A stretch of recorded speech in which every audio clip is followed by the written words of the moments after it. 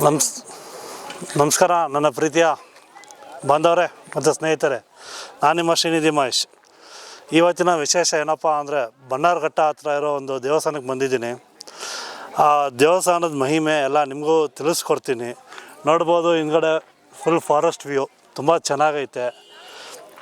So ಬನ್ನಿ ಆ ದೇವಸ್ಥಾನಕ್ಕೆ ಹೋಗೋಣ. ಆ ದೇವಸ್ಥಾನದ ಮಹಿಮೆ ಎಲ್ಲ ನಮ್ಗೆ ತಿಳಿಸ್ಕೊಡ್ತೀನಿ. ಯಾರ್ಯಾರಿಗೋ ಪ್ರಾಬ್ಲಮ್ ಇರುತ್ತೆ, ಅನ್ನೋದು ಪ್ರಾಬ್ಲಮ್ಮು, ಮದುವೆ ಆಗಿಲ್ಲ ಮುಂತಾದ ಪ್ರಾಬ್ಲಮ್ ಎಲ್ಲ ಇರುತ್ತೆ. ಸೊ ಆ ಪ್ರಾಬ್ಲಮೆಲ್ಲ ಇಲ್ಲಿ ರೆಕ್ಟಿಫೈ ಆಗುತ್ತೆ. ಸೊ ಬನ್ನಿ ಆ ದೇವಸ್ಥಾನಕ್ಕೆ ಹೋಗೋಣ. ಪೂಜಾರಿ ಅವರೇನಾದರೂ ಈ ದೇವಸ್ಥಾನದ ಬಗ್ಗೆ ತಿಳಿಸ್ಕೊಟ್ರೆ ಅದನ್ನು ವಿಡಿಯೋದಲ್ಲಿ ಹಾಕಿರ್ತೀನಿ. ದಯವಿಟ್ಟು ನೀವು ಈ ವಿಡಿಯೋ ನೋಡಿ ಬನ್ನಿ, ನಿಮಗೂ ಒಳ್ಳೆಯದಾಗಲಿ. ಓಂ ಹ್ರೀಂ ಶ್ರೀಂ ಕ್ರೀಂ ಶ್ರೀಂ ಕುಬೇರಾಯ ಅಷ್ಟಲಕ್ಷ್ಮಿ ಮಮ ಗೃಹೇ ಧನಂ ಪುರಯ ಪುರಯ ನಮಃ. ಓಂ ಹ್ರೀಂ ಶ್ರೀಂ ಕ್ರೀಂ ಶ್ರೀಂ ಕುಬೇರಾಯ ಅಷ್ಟಲಕ್ಷ್ಮಿ ಮಮ ಗೃಹೇ ಧನಂ ಪುರಯ ಪುರಯ ನಮಃ.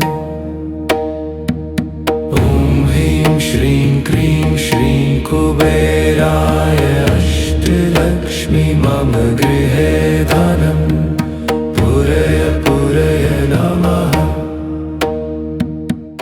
ಓಂ ಹ್ರೀಂ ಶ್ರೀಂ ಕ್ರೀಂ ಶ್ರೀಂ ಕುಬೇರಾಯ ಅಷ್ಟಲಕ್ಷ್ಮಿ ಮಮ ಗೃಹೇ ಧನಂ ಪುರಯ ಪುರಯ ನಮಃ.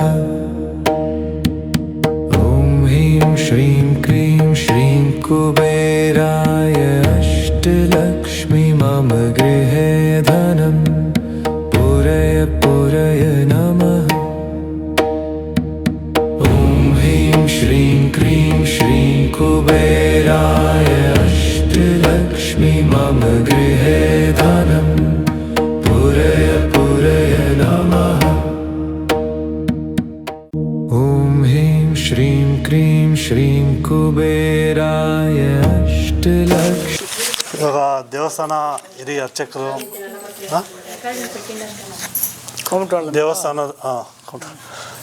ದೇವಸ್ಥಾನದ ಹಿರಿಯ ಅರ್ಚಕರು ವಿನಯ್ ಶರ್ಮಾ ಅವರು ನಮ್ಮ ಜೊತೆ ಇದ್ದಾರೆ. ಈ ದೇವಸ್ಥಾನದ ಬಗ್ಗೆ ತಿಳಿಸ್ಕೊಡ್ತಾರೆ. ಈ ದೇವಸ್ಥಾನಕ್ಕೆ ಬಂದರೆ ಏನೆಲ್ಲ ಉಪಯೋಗ ಆಗುತ್ತೆ ಅಂತ. ನಮಸ್ಕಾರ ಗುರುಗಳೇ, ನಮ್ಮ ಚಾನಲ್ಗೆ ಸುಸ್ವಾಗತ. ಈ ದೇವಸ್ಥಾನದ ಬಗ್ಗೆ ಸ್ವಲ್ಪ ತಿಳ್ಕೊಡಿ, ನಮ್ಮ ವೀಕ್ಷಕರಿಗೆ ಬರಲಿ, ಎಲ್ಲರಿಗೂ ಒಳ್ಳೆಯದಾಗಲಿ. ಸೊ ನಮಸ್ಕಾರ ಎಲ್ರಿಗೂ ಕೂಡ. ಸೊ ಇದು ಕುಬೇರ ಮಹಾಲಕ್ಷ್ಮಿ ದೇವಸ್ಥಾನ ಅಂತ, ಕರ್ನಾಟಕದ ಪ್ರಪ್ರಥಮ ಕುಬೇರ ಮಹಾಲಕ್ಷ್ಮಿ ಮತ್ತು ಪಾತಾಳ ವಾರಾಹಿ ಅಂದ್ಬಿಟ್ಟು ಈ ದೇವಸ್ಥಾನ ಇರೋದು ಕರಿಯಪ್ಪನ ದೊಡ್ಡಿ ಅಂತ ಈ ಊರು. ಬನ್ನರ್ಘಟ್ಟದಿಂದ ಸುಮಾರು ಒಂದು 13 ಕಿಲೋಮೀಟ್ರ್ ಆಗುತ್ತೆ.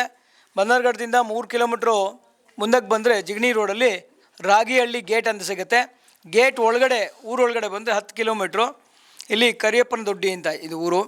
ಸೊ ಇಲ್ಲಿ ವಿಶೇಷವಾಗಿ ಮಹಾಲಕ್ಷ್ಮಿ ಕುಬೇರನ ಸಮೇತನಾಗಿ, ಜೊತೆಗೆ ನಾರಾಯಣನೂ ಇದ್ದಾನೆ. ಒಂದೇ ವಿಗ್ರಹದಲ್ಲಿ ನಾರಾಯಣನೂ ಇದ್ದಾನೆ, ಮಹಾಲಕ್ಷ್ಮಿ ಇದ್ದಾಳೆ, ಮತ್ತು ಕುಬೇರನ ಒಂದು ಶಕ್ತಿ ಕೂಡ ಅದರಲ್ಲಿ ನಾವು ಅದನ್ನು ಏನಂತಾರೆ, ಅದನ್ನು ಒಂದು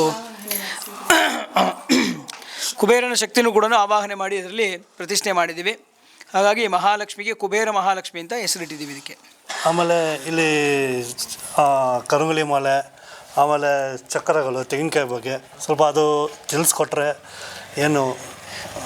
ನೋಡಿ, ಕರುಂಗುಲಿ ಮಾಲೆಗೂ ವಾರಾಹಿ ಮಾತೆಗೂ ತುಂಬ ಅವಿನಾಭಾವ ಸಂಬಂಧ ಇದೆ. ಕಾರಣ ಏನು ಅಂತಂದರೆ, ಪ್ರತಿಯೊಬ್ಬ ಮನುಷ್ಯನಿಗೂ ಕೂಡ ಸಾಲಬಾಧೆಗಳು ಹೆಚ್ಚಾಗಿದೆ. ಸಾಲ ಅಂದರೆ ಕಲಿಯುಗದಲ್ಲಿ ಸಾಲಕ್ಕೇ ಜಾಸ್ತಿ ಪ್ರಾಮುಖ್ಯತೆ.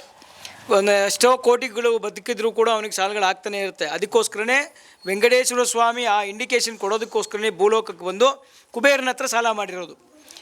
ಕಲಿಯುಗದ ಅಂತ್ಯ ತನಕನೂ ನಾನು ಸಾಲ ತೀರಿಸ್ತೀನಿ ಅಂತೇಳಿ ಆ ಕುಬೇರನಿಗೆ ಪ್ರಾಮಿಸರಿ ನೋಟ್ ಬರ್ಕೊಟ್ಟಿದ್ದಾರಂತೆ.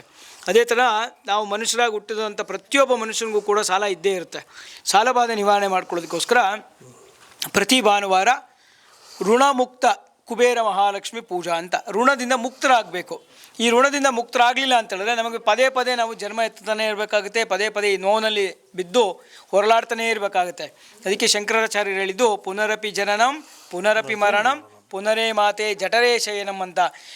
ಇಲ್ಲಿ ಏನೋ ಒಂದು ಕಾರಣದಿಂದ ನಾವು ಮತ್ತೆ ಮತ್ತೆ ವಾಪಸ್ ಬರ್ತಾ ಇದ್ವಿ, ಆ ಮುಮುಕ್ಷಕ್ಕೆ ಹೋಗ್ತಾನೆ ಇಲ್ಲ. ಆ ಒಂದು ಉದ್ದೇಶಕ್ಕೋಸ್ಕರ ಇನ್ನೊಂದು ಕುಬೇರ ಮಹಾಲಕ್ಷ್ಮಿನೇ ಇರೋದರಿಂದ, ಸಾಕ್ಷಾತ್ ಕುಬೇರನ ಒಂದು ಆವಾಸ ಸ್ಥಾನ ಮಹಾಲಕ್ಷ್ಮಿಯ ರೂಪದಲ್ಲಿ ಇರೋದರಿಂದ ಆ ಒಂದು ಕುಬೇರ ಮಹಾಲಕ್ಷ್ಮಿ ಹೋಮವನ್ನು ಪ್ರತಿ ಭಾನುವಾರ ಬೆಳಿಗ್ಗೆ 10 ಗಂಟೆಗೆ ಶುರು ಮಾಡ್ತೀವಿ, 1:30-2 ಗಂಟೆ ಮುಗಿಯುತ್ತೆ. ಸೊ ಆ ಒಂದು ಪ್ರಕ್ರಿಯೆಯಲ್ಲಿ ಕರುಂಗುಲಿ ಮಾಲೆಯನ್ನು ಕೊಡ್ತೀವಿ. ಕರುಂಗುಲಿ ಮಾಲೆ ಆಗಲೇ ಹೇಳಿದೆ ನಿಮಗೆ ಅಮ್ಮನವ್ರಿಗೆ ಸಂಬಂಧಪಟ್ಟಿದ್ದು. ವಾರಾಹಿ ಭೂಮಿಗೆ ಸಂಬಂಧಪಟ್ಟವಳು, ಕುಜಗ್ರಹಕ್ಕೆ ಸಂಬಂಧಪಟ್ಟ ದೇವತೆ. ಅವಳು ಲಲಿತಾ ಸಹಸ್ರನಾಮದಲ್ಲಿ ಆಕೆಯನ್ನು ದಂಡಿನಿ ಅಂತ ಕರೀತಾರೆ. ಅಂದರೆ ಲಲಿತಾಪರ ಭಟ್ಟಾರಿಕೆಯ ಒಂದು ಸೈನ್ಯಯ ಅಧ್ಯಕ್ಷಳು ಶ್ರೀ ವಾರಾಹಿ ಮಾತಾ. ಜೊತೆಗೆ ಈ ಭೂಮಂಡಲಕ್ಕೆಲ್ಲ ನಾಯಕಿಯವಳು. ಅವಳಿಗೆ ಭುವನೇಶ್ವರಿ ಅಂತ ಒಂದು ಹೆಸರಿದೆ. ಆ ಮಹಾಲಕ್ಷ್ಮಿಗೂ ಕೂಡ ಭುವನೇಶ್ವರಿ ಅಂತ ಹೆಸರಿದೆ. ಈ ಭುವನೇಶ್ವರಿ ಅಂದರೆ ಭುವನಕ್ಕೆ, ಈ ಭೂಮಿಗೆಲ್ಲ ಯಜಮಾನೆ ಅಮ್ಮನವರೇ. ಆ ಅಮ್ಮನವರನ್ನು ನಾವು ಪ್ರಾರ್ಥನೆ ಮಾಡೋದ್ರಿಂದ ನಮಗೆ ಭೂಮಿಗೆ ಸಂಬಂಧಪಟ್ಟ ದೋಷಗಳು ಮತ್ತು ಈ ಋಣಕ್ಕೆ ಸಾಲಕ್ಕೆ ಸಂಬಂಧಪಟ್ಟ ದೋಷಗಳು, ಶತ್ರುಬಾಧೆಗಳು, ಮೇಯ್ನಾಗಿ ಶತ್ರುಗಳಿರ್ತಾರೆ, ಅಂತಃಶತ್ರು ಬಹಿರ್ಶತ್ರುಗಳು. ಒಳಗಡೆನೂ ನಮ್ಮ ದೇಹದಲ್ಲೇ 7 ಶತ್ರುಗಳಿದ್ದಾವೆ, ಷಟ್ಶತ್ರುಗಳು 6 ಶತ್ರುಗಳಿದ್ದಾವೆ. 6 ಶತ್ರುಗಳನ್ನು ಮೀರಿ ಈಚೆ ಕಡೆಯೂ ಶತ್ರುಗಳಿರ್ತಾರೆ. ಹಾಗಾಗಿ ಆ ಶತ್ರುದೋಷ ಪರಿಹಾರಾರ್ಥವಾಗಿ ಇದು ಮಾಲೆಯನ್ನು ಮತ್ತು ತೆಂಗಿನಕಾಯಿ, ನರದೃಷ್ಟಿಕಾಯಿ ಅಂತ ಅದಕ್ಕೆ ಹೆಸರು. ಆ ನರದೃಷ್ಟಿಕಾಯಿಗೆ ವಿಶೇಷವಾಗಿ ನಾವು ಅದನ್ನು ತಗೊಂಬಂದು ಇದನ್ನು ಬಿಚ್ಚಬೇಕಾದ್ರೆ, ಅಂದರೆ ಆ ಒಂದು ಫುಲ್ಲಾಗಿರುತ್ತೆ ಅದನ್ನು ಬಿಚ್ಚಿ ಒಟ್ಟೆಲ್ಲ ಬಿಚ್ಚಬೇಕಾದ್ರೆ ಮಹಾಲಕ್ಷ್ಮಿಗೆ ಸಂಬಂಧಪಟ್ಟಿದ್ದು, ವಾರಾಹಿ ಸಂಬಂಧಪಟ್ಟ ಮಂತ್ರಗಳು ಮತ್ತು ರುದ್ರನಿಗೆ ಸಂಬಂಧಪಟ್ಟ ಅಘೋರ ರುದ್ರ ಮಂತ್ರಗಳನ್ನು ನಾವು ಹೇಳಿ ಅದನ್ನು ಪೂಜೆ ಮಾಡಿ, ಅದಾದ ಮೇಲೆ ಮಹಾಲಕ್ಷ್ಮಿ ಹತ್ರನೂ ಇಟ್ಟು ಅಲ್ಲೂ ಕೂಡ ಆರಾಧನೆ ಮಾಡಿ, ಯಾರು ತೊಗೊಂಡು ಹೋಗ್ತಾರೆ ಅವ್ರ ಹೆಸರಿಗೆ, ಆ ಮನೆಯ ಯಜಮಾನನ ಹೆಸರಿಗೆ, ಆ ಕುಟುಂಬಕ್ಕೆಲ್ಲ ಕೂಡ ಒಳ್ಳೆಯದಾಗಲಿ ಅನ್ನೋ ಉದ್ದೇಶಕ್ಕೋಸ್ಕರ ಮಂತ್ರ ಹಾಕಿ ಕೊಡ್ತೀವಿ. ಅದನ್ನು ತೊಗೊಂಡೋಗಿ ಮನೆಯಲ್ಲಿಟ್ಟು ಪೂಜೆ ಮಾಡೋದ್ರಿಂದ ಎಷ್ಟೋ ಜನಕ್ಕೆ, ಸಾವಿರಾರು ಜನ ಬಂದು ತೊಗೊಂಡು ಹೋಗ್ತಾ ಇದ್ದಾರೆ. ನೀವೇ ನೋಡಿದ್ರೆ ಆಗಲೇ ಎಷ್ಟೋ ಜನ ಇದ್ದರು ಅಂತ. ತುಂಬ ಜನ ಇವತ್ತು ಭಾನುವಾರ ಇನ್ನೂ ಜನ ಜಾಸ್ತಿ ಇದ್ದರು. ಸೊ ಹಾಗಾಗಿ ಎಲ್ಲಿಂದನೂ ಬರ್ತಾರೆ ಈ ತೆಂಗಿನಕಾಯಿ ತೊಗೊಂಡು ಹೋಗೋದಕ್ಕೆ. ಬಾರ್ಡ್ರ್ಗಳು ಇಂದಗಳೆಲ್ಲ ಬರ್ತಾರೆ, ಸೌದತ್ತಿ ಅಲ್ಲಿಂದ ಬರ್ತಾರೆ, ಮತ್ತು ಬಿಜಾಪುರ, ಇವತ್ತು ನೋಡಿ ಯಾರೋ ಬಿಜಾಪುರದಿಂದ ಬಂದಿದ್ರು ತೆಂಗಿನಕಾಯಿ ತೊಗೊಂಡು ಹೋಗೋಕ್ಕೆ. ಹಾಗೆ ಆ ತೆಂಗಿನಕಾಯಿ ಅಷ್ಟು ವಿಶೇಷವಾದಂತಹ ಶಕ್ತಿಯನ್ನು ನಾವು ಅದಕ್ಕೆ ತುಂಬಿ ಜನಗಳಿಗೆ ಕೊಡ್ತಾ ಇದ್ದೀವಿ. ಎಲ್ರಿಗೂ ಕೂಡ ಒಳ್ಳೆಯದಾಗ್ತಾ ಇದೆ. ಮಾಲೆನೂ ಅಷ್ಟೇ, ಮಾಲೆನೂ ಹೋಮ ಮಾಡ್ತೀವಿ ನೋಡಿ, ಹೋಮ ಮಾಡ್ತಿದ್ದೀವಿ. ಆ ಹೋಮ ಮಾಡಿ ಆ ಹೋಮದಲ್ಲಿ ಬರುವಂತಹ ಎನರ್ಜಿನ ಅದಕ್ಕೆ ತುಂಬಿ ಅದನ್ನ ಕೊಡ್ತಾ ಇರೋದ್ರಿಂದ ಹಾಕೊಂಡವರೆಲ್ಲ ತುಂಬ ಪಾಸಿಟಿವ್ ಎನರ್ಜಿನ ಹೇಳ್ತಾ ಇದ್ದಾರೆ. ಈಗಲೇ ನಿಮ್ಮ ಮುಂದೆ ಯಾರೋ ಒಬ್ಬರು ಹೇಳ್ಬಿಟ್ಟು ಹೋದರು, 108 ಮಣಿಯಲ್ಲಿ 1 ಮಣಿ ಏನೋ ಬಿದ್ದೋಗ್ಬಿಡ್ತು, ಆದರೂ ಕೂಡ ನನಗೆ ಪಾಸಿಟಿವ್ ಆಗೇ ಇದೆ, ಚೆನ್ನಾಗಿ ಆಗ್ತಿದ್ದೀನಿ ಅಂತೇಳಿ ಹೇಳ್ಬಿಟ್ಟು ಹೋದರು. ಇನ್ನೂ ಒಬ್ರು ಇದ್ದಾರೆ ನೋಡಿ, ಇವರು ಆಟೋ ತೊಗೊಂಡಿದ್ದೀವಿ ಅಂತೇಳಿ ಅಂದ್ಕೊಂಡಿದ್ರಂತೆ. ಅವ್ರ ಜೀವನಕ್ಕೆ ಒಂದು ದೇವ್ರಿಗೆ ಅನುಗ್ರಹ ಆಯಿತು. ಬನ್ನಿ ನಿಮ್ಮದು ಇದು ಅನುಭವ ಹೇಳಿ ಬನ್ನಿ.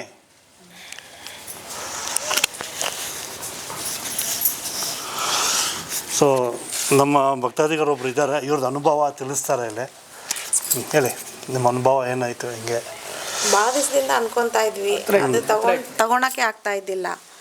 ಅದೇನೋ ನಾವು ಇಲ್ಲಿ ಬರಬೇಕು ಅಂತಲೂ ಭಾಳ ದಿವಸ ಅಂದ್ಕೊಂಡಿದ್ವಿ. ಮತ್ತು ಒಂದು ಸಲ ಅಂದ್ಕೊಂಡಿದ್ವಿ ದಸರಾ ಅಲ್ಲಿ ಬಂದಿದ್ವಿ, 1 ವಾರಕ್ಕೆ ಮತ್ತೆ ಆಟೋ ತೊಗೊಂಡು, ಅದಕ್ಕೆ ಇವಾಗ ಚೆನ್ನಾಗಿದೆ. ಅದಕ್ಕೆ ಇವತ್ತು ಹೋಮನೂ ಮಾಡಿಸಿ. ಹೌದಾ? ಸೊ ನೋಡೋದ್ರಲ್ವಾ ಅವ್ರದ್ದು ಎಲ್ಲ ಇಷ್ಟ ಅಲ್ಲ, ಸಕ್ಸಸ್ ಆಗಿ ಆಟೋ ತೊಗೊಂಡೆಲ್ಲ. ಸೊ ನಿಮ್ಗಳಿಗೂ ಯಾರು ಇದು ನೋಡ್ತಾ ಇದ್ದಾರೋ ಅವ್ರದ್ದು ಎಲ್ಲ ಸಕ್ಸಸ್ ಆಗಲಿ ಅಂದ್ಬಿಟ್ಟು ದೇವ್ರನ್ನ ಬೇಡ್ಕೊತೀವಿ. ದಯವಿಟ್ಟು ಬನ್ನಿ, ಒಂದು ಸಲ ನೋಡಿ. ಆಮೇಲೆ ಗುರುಗಳೇ, ಇದು ಮದುವೆದು ಬಗ್ಗೆ ಕೇಳಬೇಕಾಗಿತ್ತು. ಇಲ್ಲಿ ಬಂದಿದ್ದ ತಕ್ಷಣ ಮದುವೆ ಏನು ಮಾಡಬೇಕು? ನೋಡಿ, ಮದುವೆ ಈಗಿನ ಒಂದು ಕಾಲಘಟ್ಟದಲ್ಲಿ ಎಲ್ರಿಗೂ ಕೂಡ ಮದುವೆ ನಿಧಾನ ಆಗ್ತಾ ಇದೆ. ಅದು ಮೊದಲಾದರೆ ಸರ್ಟನ್ ಜಾತಿನಲ್ಲಿತ್ತು. ಅಂದರೆ ಸಾಮಾನ್ಯವಾಗಿ ಬ್ರಾಹ್ಮಣರು ಅಂದಿದ ತಕ್ಷಣ ಸ್ವಲ್ಪ ಲೇಟ್ ಮದುವೆ, 30-35 ವರ್ಷಕ್ಕೆ ಮದುವೆ ಆಗ್ತಿತ್ತು, ಹುಡುಗನಿಗಾಗಲಿ ಹುಡುಗಿಗಾಗಲಿ ಅಂತ ಹೇಳ್ತಾ ಇದ್ರು. ಈಗ ಅದು ಎಲ್ಲ ಜಾತಿಗೂ ವಿಸ್ತರಣೆ ಆಗಿಬಿಟ್ಟಿದೆ. ಯಾರಾದರೂ ನೋಡಿದ್ರು ಕೂಡ 35 ವರ್ಷ 40 ವರ್ಷ ಆದರೂ ಕೂಡ ಮದುವೆನೇ ಆಗ್ತಾ ಇಲ್ಲ. ಆ ಒಂದು ಉದ್ದೇಶಕ್ಕೆ ಏನು ಮಾಡಿದ್ವಿ, ನಮ್ಮ ಮನೆಯಲ್ಲಿ ಇನ್ನೊಂದು ಚಿಕ್ಕ ದೇವಿ ಇದೆ, ನಮಗೆ ಭೂಮಿನಲ್ಲಿ ಸಿಕ್ಕಿರುವಂತಹ ದೇವಿ. ಅದು 25 ವರ್ಷದ ಹಿಂದೆ ಸಿಕ್ಕಿರುವಂಥದ್ದು. ನಮಗೆಲ್ಲ ಯಾರೋ ಒಬ್ಬರು ಗೌಡ್ರಿಗೆ ಸಿಕ್ಕಿ ಅವ್ರು ತಂದುಕೊಟ್ಟಿರುವಂತಹ ವಿಗ್ರಹ ಇದೆ. ಆ ವಿಗ್ರಹದ ಮುಂದೆ ಕೂತ್ಕೊಂಡು ಈ ಥರ ಪ್ರಶ್ನೆ ಹಾಕಿ, ಅಮ್ಮ ಈ ಥರ ಆಗ್ತಿದೆಯಲ್ಲ ಜನಗಳಿಗೆ, ಏನು ನಮ್ಮ ಕಡೆಯಿಂದ ಏನಾದರೂ ಸೇವೆ ಆಗಬಹುದಾ? ಯಾಕಂದರೆ ಲಕ್ಷ್ಮೀ ಇದ್ದಾಳೆ, ಸೊ ಹಾಗಾಗಿ ಲಕ್ಷ್ಮಿಯಿಂದ ಏನಾದರೂ ಒಂದು ಆಗಬಹುದಾ ಅಂಥೇಳಿ ನಾವು ಪ್ರಶ್ನೆ ಹಾಕಿದಾಗ ಅಮ್ಮನವರು ಆ ಪ್ರಶ್ನೆಯಲ್ಲಿ ಸ್ವಯಂವರ ಪಾರ್ವತಿ ಹೆಣ್ಮಕ್ಳಿಗೆ, ಅದು ಮೊದಲಿಂದನೂ ಇದೆ, ಎಲ್ಲರೂ ಮಾಡ್ತಾ ಇದ್ದಾರೆ. ಆದರೆ ನಾವಿಲ್ಲಿ ಮಹಾಲಕ್ಷ್ಮಿ ಸನ್ನಿಧಾನದಲ್ಲಿ ವಿಶೇಷವಾಗಿ ಮಾಡ್ತಾಯಿದ್ದೀವಿ. ಶುಕ್ರವಾರ ಮಾಡ್ತಾಯಿದ್ದೀವಿ. ಶನಿವಾರ ಗಂಡು ಮಕ್ಕಳಿಗೆ, ಮದುವೆ ಆಗದೇ ಇರುವಂತಹ ಗಂಡು ಮಕ್ಕಳಿಗೆ ವಿಶ್ವವಸು ಗಂಧರ್ವ ವಶೀಕರಣ ಅಂತ ಒಂದು ಪೂಜೆ ಇದೆ. ಅದು ಕೂಡ ನಾವು ಮಹಾವಿಷ್ಣುಗೆ ಸಂಬಂಧಪಟ್ಟಿದ್ದು. ಹಾಗಾಗಿ ಅದನ್ನು ಶನಿವಾರ ದಿವಸ ಮಾಡ್ತಾಯಿದ್ದೀವಿ. ಶುಕ್ರವಾರ ಹೆಣ್ಮಕ್ಳಿಗೋಸ್ಕರ ಮಾಡ್ತಾಯಿದ್ದೀವಿ. ಈಗಾಗಲೇ ಒಂದು ಸ್ವಲ್ಪ 1000 ಜನ ಮಾಡಿಸ್ಕೊಂಡು ಹೋಗಿದ್ದಾರೆ. ಹೋದವರೆಲ್ಲ ಕೂಡ ಒಳ್ಳೆ ರಿಸಲ್ಟ್ ಹೇಳ್ತಾ ಇದ್ದಾರೆ. ಸೊ ಇವಾಗಲೂ ಕೂಡ ಯಾರೋ ಒಬ್ಬರು ಮದ್ದೂರಿಂದ ಬಂದಿದ್ದರು. ಅವ್ರಿಗೆ ಅವರು ನೋಡಿದ್ರೆ ನಿಜವಲ್ಲೂ ಅದೃಷ್ಟವಂತರು ಮಾಡ್ಕೊಂಡು ಹೋಗಿದ್ದಾರೆ. ಅವ್ರಿಗೆ ಅಲ್ಲಿ ಜಾತಕಗಳೇ ಬರ್ತಾ ಇರಲಿಲ್ವಂತೆ, ಅಂಥದ್ದು ಈಗ ಜಾತಕಗಳು ಬರೋದಕ್ಕೆ ಸ್ಟಾರ್ಟ್ ಆಗಿದೆ. ಇನ್ನೊಬ್ರಿಗೆ ಯಾರಿಗೋ ಸೆಟ್ ಆಗೋ ಲೆವೆಲಲ್ಲಿ ಇದೆಯಂತೆ. ಅಂದರೆ ಅವ್ರಿಗೆ ಸ್ವಲ್ಪ ಏಜ್ ಬಾರ್ ಆಗಿದ್ದರೂ ಕೂಡ ಅಂಥವ್ರಿಗೆ ಆ ಒಂದು ವಿವಾಹದ ಭಾಗ್ಯ ಇಲ್ಲಿ ಆಗ್ತಾ ಇದೆ. ಹಾಗಾಗಿ ಇದು ಬೆಳಿಗ್ಗೆ ನಾವು ಪ್ರತಿ ಶುಕ್ರವಾರ ಮತ್ತು ಶನಿವಾರ ಬೆಳಿಗ್ಗೆ 10:10ವರೆಗೆ ಅದನ್ನು ಕಾರ್ಯಕ್ರಮ ಶುರು ಮಾಡ್ತೀವಿ. 2-2:30 ಆಗುತ್ತೆ ಮುಗಿಯೋಷ್ಟೊತ್ತಿಗೆ. ಅಂದರೆ ಅದು ಕರೆಕ್ಟಾಗಿ ಕ್ರಮಬದ್ಧವಾಗಿ ಅದಕ್ಕೆ ಏನು ಮಾಡಬೇಕು ಅದನ್ನು ಮಾಡಿ ನಾವು ಅದನ್ನು ಪ್ರಸಾದ ರೂಪವಾಗಿ ಕೊಡ್ತೀವಿ. ತೊಗೊಂಡೋದವ್ರಿಗೆಲ್ಲ ಒಳ್ಳೆಯದಾಗ್ತಾಯಿದೆ. ಓಕೆ. ಸೊ ನೋಡೋದಲ್ವಾ ಇಷ್ಟು ಈ ದೇವಸ್ಥಾನದ ವಿಶೇಷಗಳು. ಆಮೇಲೆ ಈ ದೇವಸ್ಥಾನಕ್ಕೆ ಬಂದೆ ನನಗೆ ಒಳ್ಳೇದಾಗಿಲ್ಲ ಅದು ಇದು ಅಂದ್ಬಿಟ್ಟು ದಯವಿಟ್ಟು ಹೇಳೋಕ್ಕೆ ಹೋಗ್ಬಿಡಿ. ನಿಮ್ಮ ಜಾತಕದ ಮೇಲೆ ಅದು ಡಿಪೆಂಡ್ ಆಗುತ್ತೆ. ಅವ್ರ ಜಾತಕನೂ ನೋಡ್ತಾರೆ ಗುರುಗಳು. ನೀವು ಬನ್ನಿ, ನಿಮ್ಮ ಜಾತಕ ತೋರಿಸಿ ಏನು ಮಾಡಬೇಕೋ ಅದಕ್ಕೆ ಪರಿಹಾರ ಕೊಡ್ತಾರೆ. ಆ ಪರಿಹಾರ ಮಾಡಿ ಎಲ್ಲ ಒಳ್ಳೆಯದಾಗುತ್ತೆ. ಸೊ ಬನ್ನಿ ಇವಾಗ ದೇವ್ರ ದರ್ಶನ ಮಾಡೋಣ. ಗುರುಗಳೇ ತುಂಬ ಥ್ಯಾಂಕ್ಸ್. ಒಳ್ಳೆಯದಾಗಪ್ಪ. ಶತಂ ಜೀವ ವರ್ಧೋ ಮೆತ್ತಗ್ನಂ ಶತಂ ಐಶ್ವರ್ಯಂ ಭವತಿ ಶತಂ ಇಂದ್ರಿಯಂ ಭವತಿ ಶತಮತಿ ಶತಂ ದೀರ್ಘಾಮಾಯುಃ ದೀರ್ಘಾಯುಷ್ಮಾನ್ ಭವಃ. ಸೊ ಎಲ್ಲರಿಗೂ ಒಳ್ಳೆಯದಾಗಲಿ. ಬನ್ನಿ ದೇವಸ್ಥಾನಕ್ಕೆ ದರ್ಶನ ಮಾಡಿ ಅಮ್ಮನವ್ರನ್ನ, ಕುಬೇರ, ಲಕ್ಷ್ಮಿ ಎಲ್ಲರೂ ವಾರಾಹಿ ಅಮ್ಮನ ಸೇರಿ ಆವಾಹನೆ ಮಾಡಿ ನಿಮಗೆಲ್ಲರೂ ಒಳ್ಳೆಯದಾಗಲಿ ಅಂತ ಕೇಳ್ಕೊತೀವಿ. ಇಲ್ಲಿ ಯಾವುದೇ ಥರ ಎಕ್ಸ್ಟ್ರಾ ದುಡ್ಡು ಕೊಡಿ, ಬೇರೆ ಥರ ಪೂಜೆ ಮಾಡಿಸಿ ಅಂತ ಏನೂ ಹೇಳಲ್ಲ. ಅವ್ರು ಮಾಡೋದ್ರಲ್ಲೇ ನಿಮಗೆ ಪಾಲ್ಗೊಳ್ಳಿ, ಒಳ್ಳೆಯದಾಗಲಿ ಅಂತ ಆಶೀರ್ವಾದ ಮಾಡ್ತಾರೆ. ಇಂಥ ಕಡೆ ಬನ್ನಿ, ನಿಮ್ಮ ಕೈಲಾದರೆ ದಾನ ಧರ್ಮ ಮಾಡಿ, ನಿಮಗೂ ಒಳ್ಳೆಯದಾಗತ್ತೆ. ಹಿಂದುತ್ವವನ್ನು ಬೆಳೆಸಿ. ಜೈ ಹಿಂದ್, ಜೈ ವಾಸವಿ, ಜೈ ಕರ್ನಾಟಕ. ಮತ್ತೆ